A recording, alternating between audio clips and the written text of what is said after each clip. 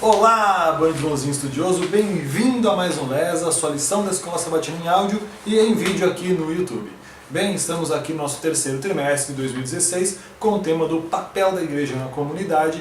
Já estamos então, começamos ontem a nossa lição de número 5, nossa quinta semana de estudo, que tem o tema de como o Evangelho transforma a comunidade, ok?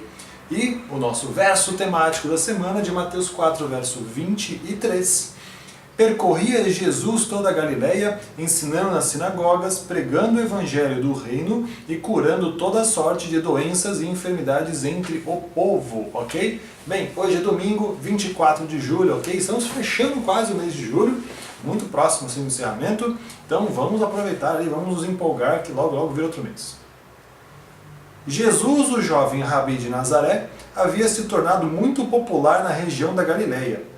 Quando ele falava, as pessoas ficavam maravilhosas de sua doutrina, porque ele as ensinava com quem tem autoridade, não com os escribas que apenas liam textos de outras pessoas.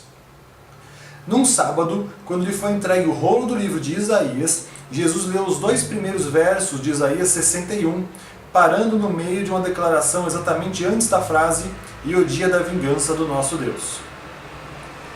Vamos ler agora, em vez de Isaías, vamos ler Lucas, olha só a referência, 4, versos 16 a 19, e onde encontramos essas mesmas palavras e o que Jesus estava proclamando ao ler estes versos. Então vamos focar no que ele estava proclamando, que depois a referência provavelmente é de Isaías. Isaías a gente vai ler hoje um pouco mais à frente. Então vamos ler logo Lucas e tentar entender o que ele queria dizer. Indo para Nazaré, onde fora criado, entrou num sábado na sinagoga, segundo o seu costume, e levantou-se para ler.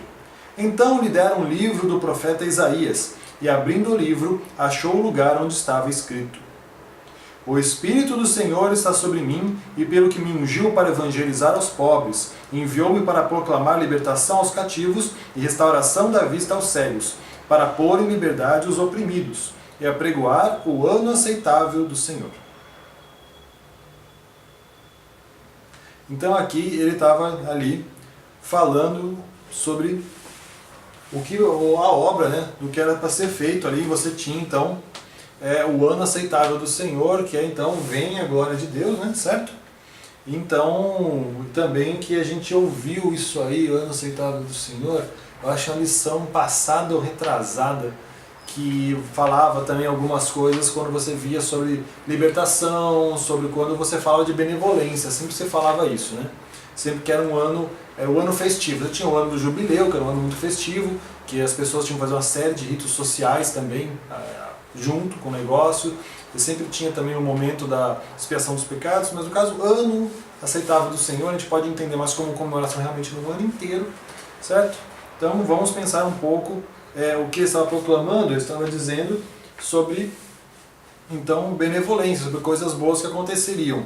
Quando que a gente ouviu essas mesmas palavras, algumas vezes no jubileu. Mas vamos segurar aí esse tema um pouco, porque vamos depois ler Isaías e a gente vai comparar.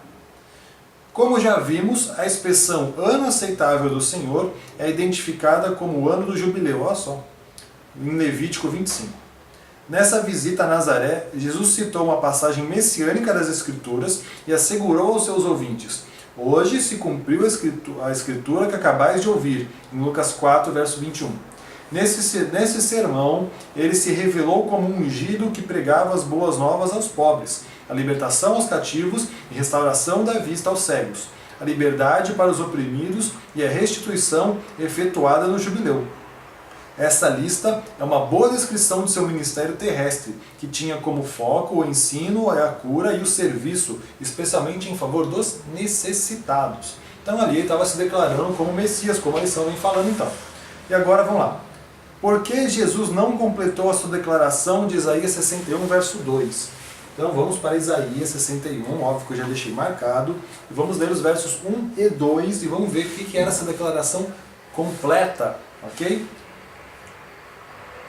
O Espírito do Senhor está sobre mim, porque o Senhor me ungiu para pregar boas novas aos quebrantados. Enviou-me para curar os quebrantados de coração, a proclamar libertação aos cativos e por fim liberdade aos algemados. E a pregoar o ano aceitável do Senhor e o dia da vingança do nosso Deus, a consolar todos os que choram. E apregoar o ano aceitável do Senhor e o dia da vingança do nosso Deus e consolar todos os que choram. Ok, então ele não falou além disso, ele parou no ano aceitável do Senhor.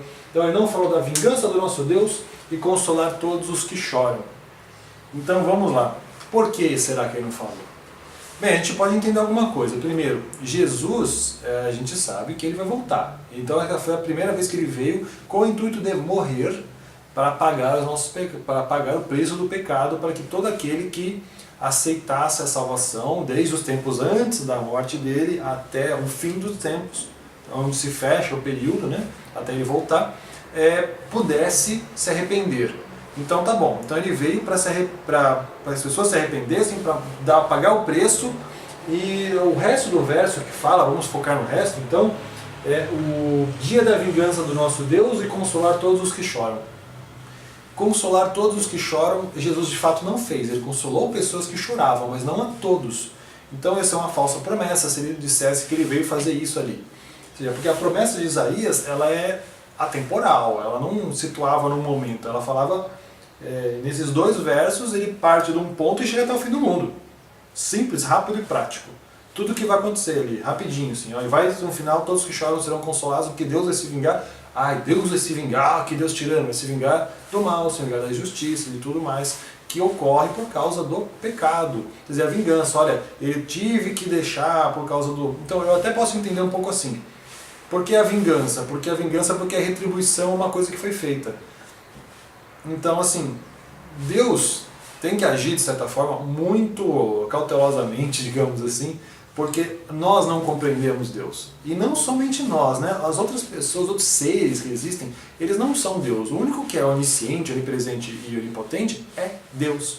A gente fica muito pensando assim, por que Deus deixa o mal acontecer? Fica culpando Deus, Deus é o verdadeiro criador do mal. Tantas teorias malucas por aí.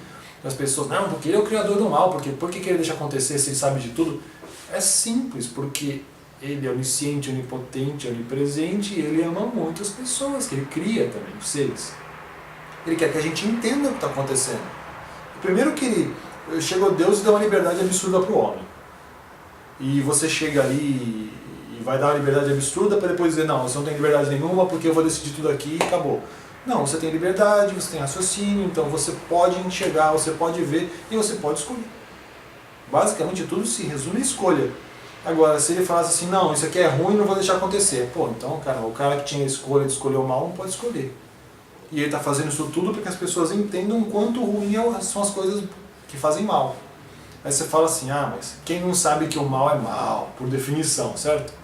Mas nós não sabemos, você concorda? Se todo mundo soubesse, todo mundo pararia de fazer. Nós não temos a definição exata do que é bom, o que é ruim. Nós temos uma dificuldade danada de conseguir entender isso e aplicar isso na nossa vida. Então aí você vem com esse verso falando que o ano da vingança, que por isso teria vingança de Deus, quer dizer, olha, eu tive que fazer todo esse processo para que, aí que eu sei que todo mundo que interessa, todo mundo vai conseguir compreender que o mal realmente é ruim. Então aí vem o final. Aí agora eu vou eliminar todos e consolar todos os que choram, porque tanta coisa ruim que acontece que gera tristeza.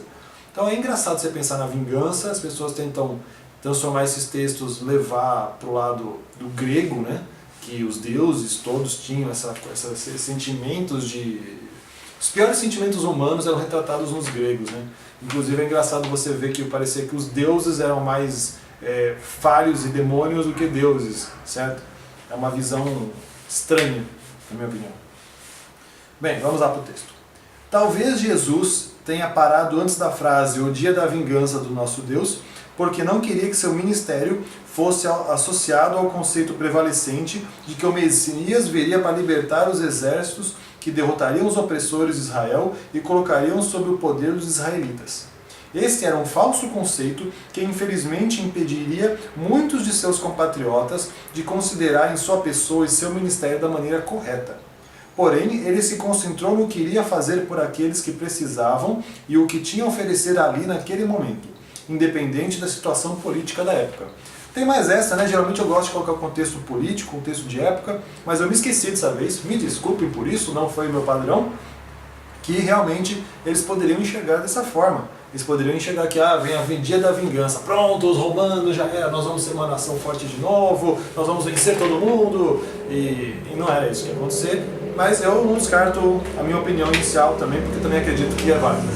Bem pessoal, como eu sempre digo, tem a sua própria opinião, ok? Bem, esse foi o estudo de hoje. Não se esqueça sempre, eu vou falar isso ano bíblico, ok? Isaías capítulo 5 a 7, ok? Isaías 5 a 7. Uma boa leitura para você, muito obrigado pela sua paciência, pela sua audiência. Por favor, se inscreve no canal, dá um joinha, ajuda um pouco aí também a divulgar esse trabalho que a gente faz, que é a leitura do material. Assim, você acha um pouco difícil de estudar, ou você gosta um pouco de ler esses textos, ajuda a gente, porque a gente faz com bastante amor, ok? Então, pessoal, muito obrigado, um grande abraço e até amanhã.